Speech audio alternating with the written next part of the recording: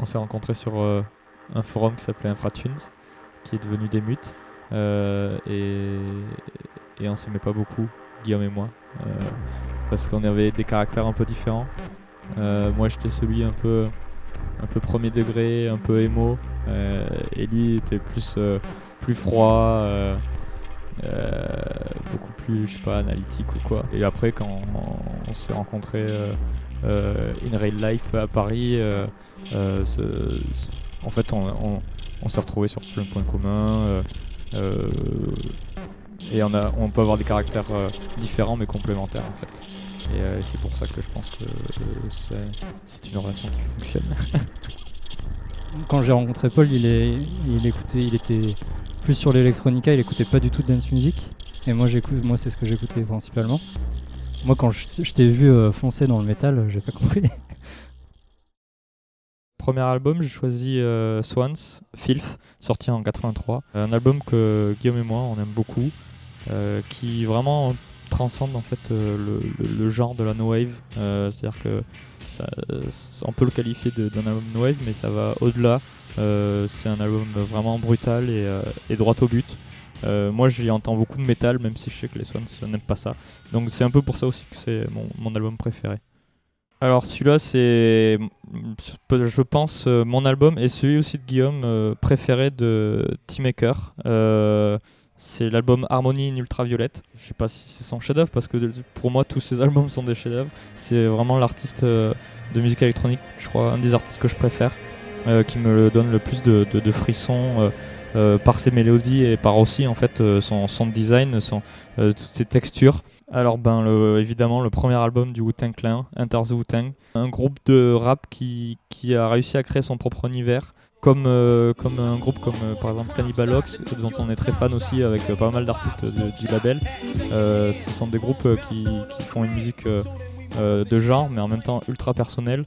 Album de Earth 2, leur album en fait qui a lancé un peu ce qu'on appelle le drone metal maintenant. Un album ultra minimaliste, c'est juste des longues plages de guitare ultra saturées et ultra lourdes. Ça a inspiré en fait le groupe Sun, dont je suis extrêmement fan aussi. Alors l'album Split de Z-Body et Sue, plus qu'un split en fait, c'est vraiment un album collaboratif. Deux groupes que vraiment j'adore, qui mélangent metal, noise, parfois musique classique. C'est une compilation qui s'appelle Who's That Man, a tribute to Connie Plank. Et Connie Plank, en fait, c'est le producteur de ce morceau et de Few, et c'est le producteur de Eurythmics, c'est le producteur de DAF. Il a travaillé avec Radferk au début, et je trouve que c'est un mec hyper intéressant dans un truc où il était vachement dans un truc de recherche de son, de texture, etc. dans la musique électronique à la fin des années 70.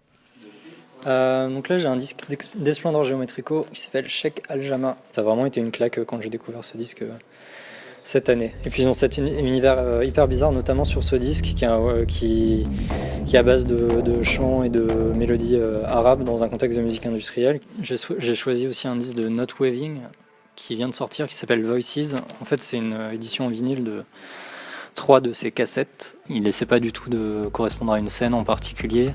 Il peut être très différent d'un morceau à l'autre.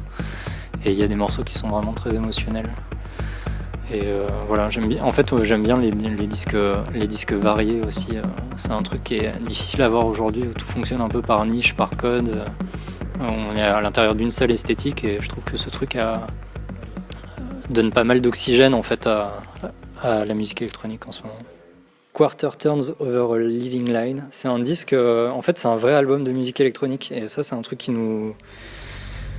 auquel on tient pas mal avec Paul, c'est qu'en fait c'est très difficile de trouver des gens qui arrivent à faire de la musique électronique sur la longueur, sur 40-50 minutes, un disque dans lequel on se plonge comme un espèce d'univers à part. Là c'est la compile de Régis qui vient de sortir sur Black as Ever Black, c'est un des meilleurs producteurs de techno aujourd'hui où il arrive à donner une dimension émotionnelle Il apporte un élément de mélancolie et peut-être de douceur. Enfin, il y a beaucoup de dynamique en fait dans une musique qui est normalement très dure, et lui il apporte beaucoup de soin au son dans un truc avec du souffle, un côté un peu organique, assez vivant, que peu de gens ont.